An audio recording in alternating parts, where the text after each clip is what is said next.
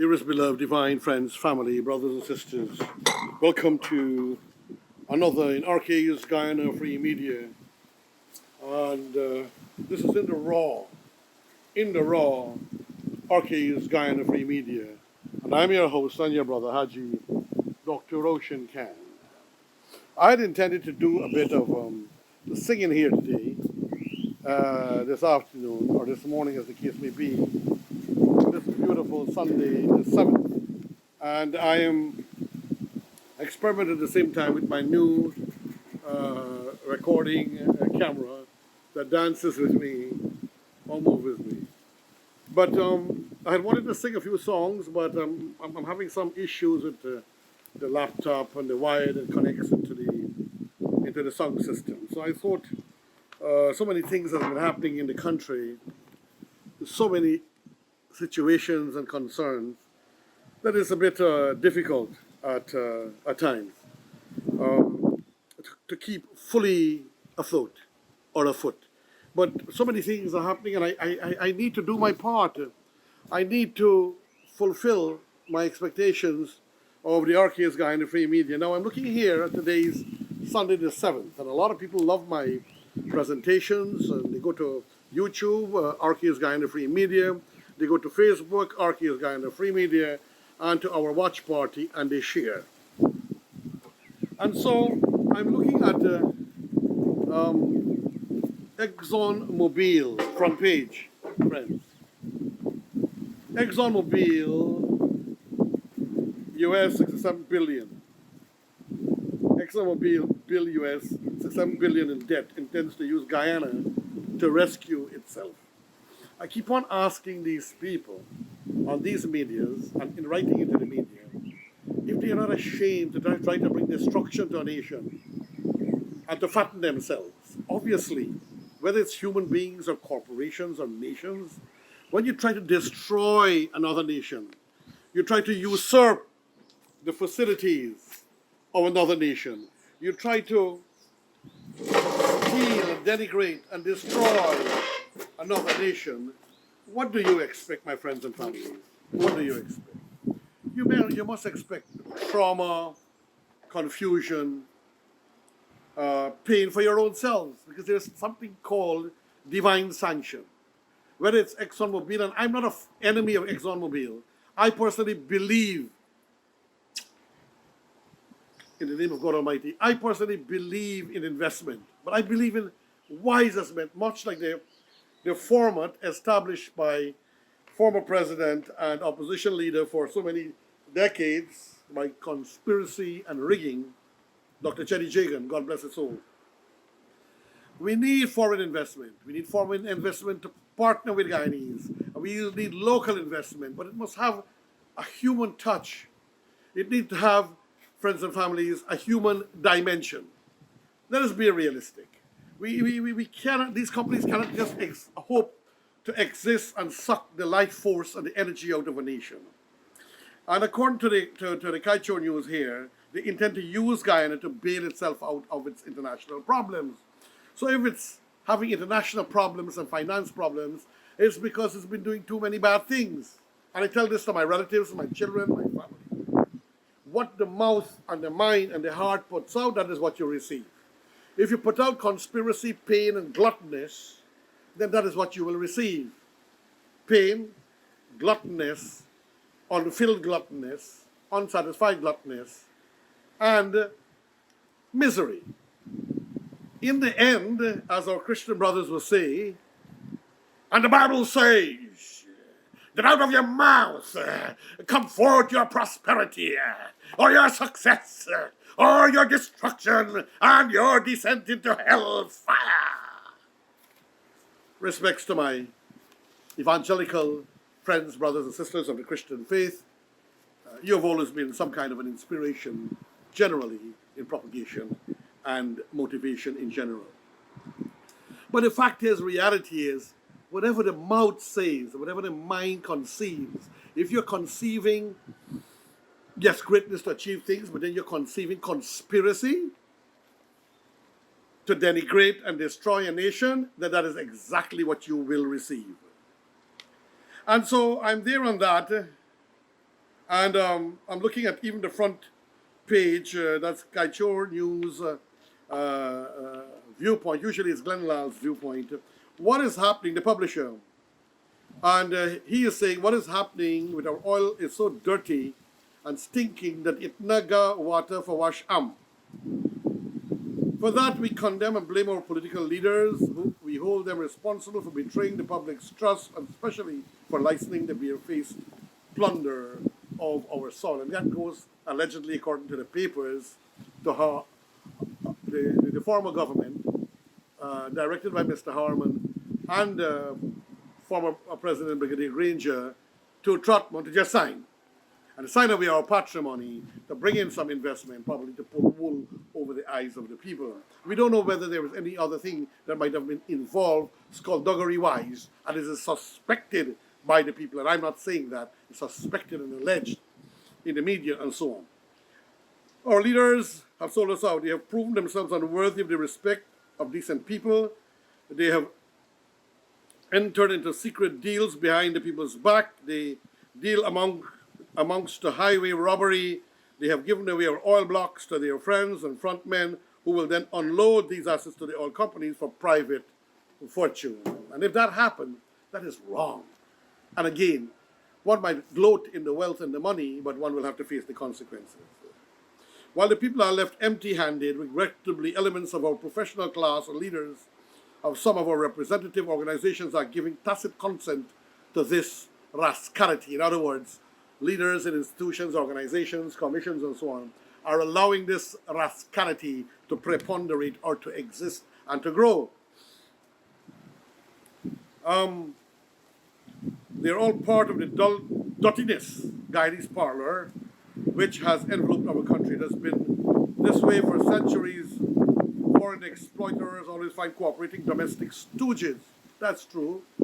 Who they will fatten and they'll give a bigger piece of beef and a bigger piece of meat or some opportunity or appointment, and to make them complicit in improvising their own brothers and sisters' disasters, impoverishing.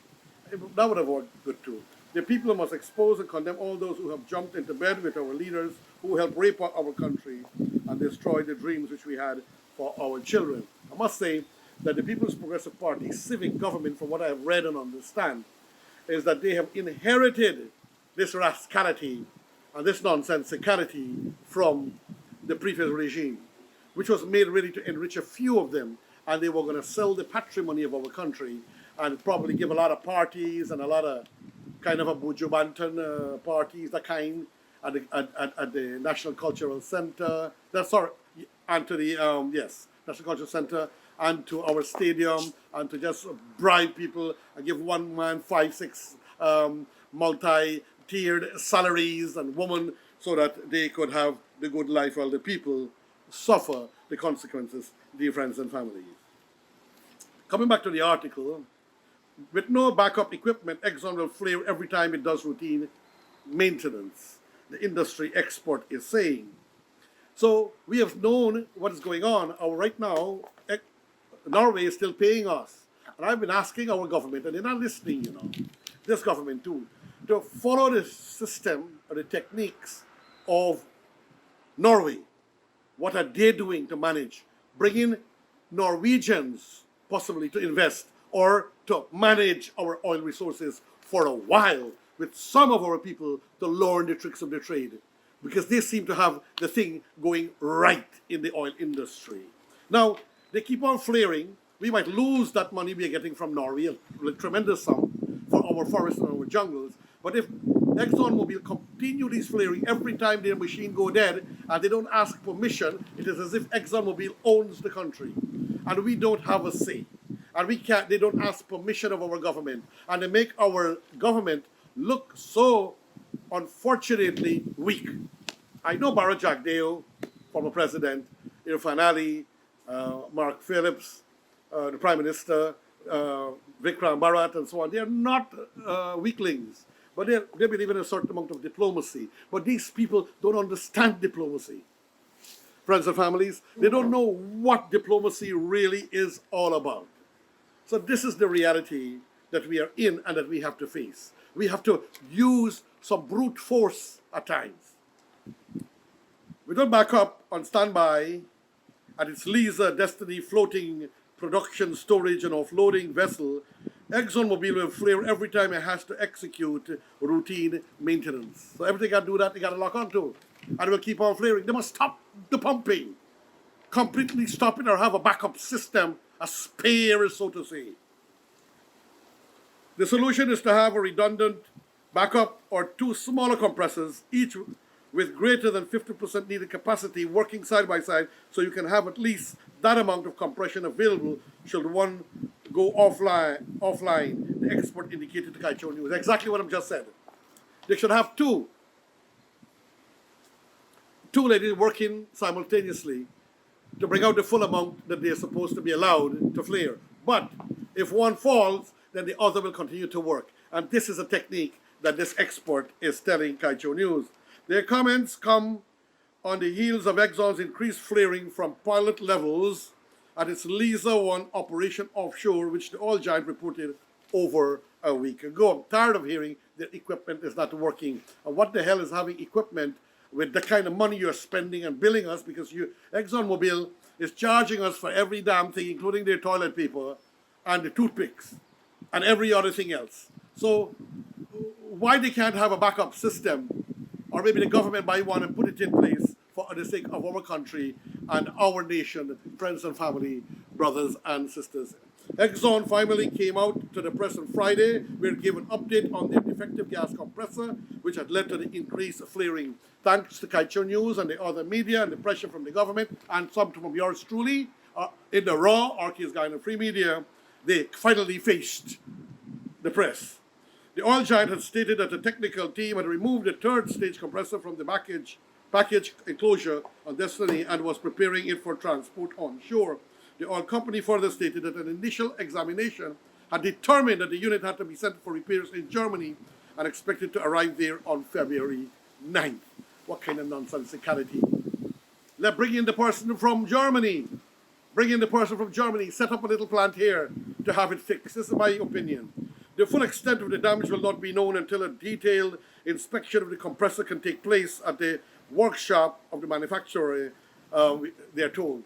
So they should have another. When they take off that compressor, put on another. It is as simple as that. The details are in dissimilarity to what was told to Kaietuer News by Director of Environmental Protection Agency Sharifa Razak earlier this week. Razak had told this publication that an internal inspection of the equipment will be done on board the FPSO, which aims to determine whether the defective internal mechanical seal, which led to increased flaring, could be reseated or needed replacing. The director mentioned too that if the equipment needed replacement, a backup seal was present in Guyana. So where is it?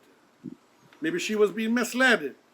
You know, she's new into this industry. It is unclear why the equipment needs to be sent to Germany, especially if backup equipment is already in Guyana. So they're sending it to Germany, but if we already got it here, they can't install it, but they're sending it to Germany to help some more expenses, and they will up the expenses, allegedly, according to everybody else, according to Christopher Ram and others, to enrich themselves, to make more money, and to carry up the cost.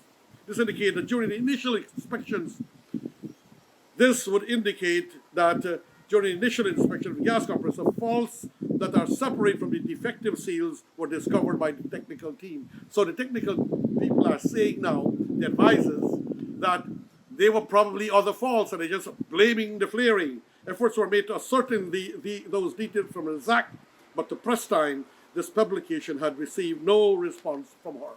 So friends and families, we are in some serious trouble here. It looks good on paper as if we will have some benefits, but the truth is we are in financial quagmire. Christopher Ram, one of the heroes of Guyana, Freddie Kiasoon, others, including Mr. Adams, the former head of the EPA, is giving some advice. And I have been reading and trying to strengthen the argument. We must be in control of our resources, and these people are not hired by us. And if they lose money, we must not have to repay them. That part of the clause needs to be inspected and corrected at the earliest opportunity. Your friend, your brother, me, Haji, Dr. Ocean Khan, in the raw, saying thank you for tuning in to To RK's Guyana Free Media, and I say to you, farewell, friends.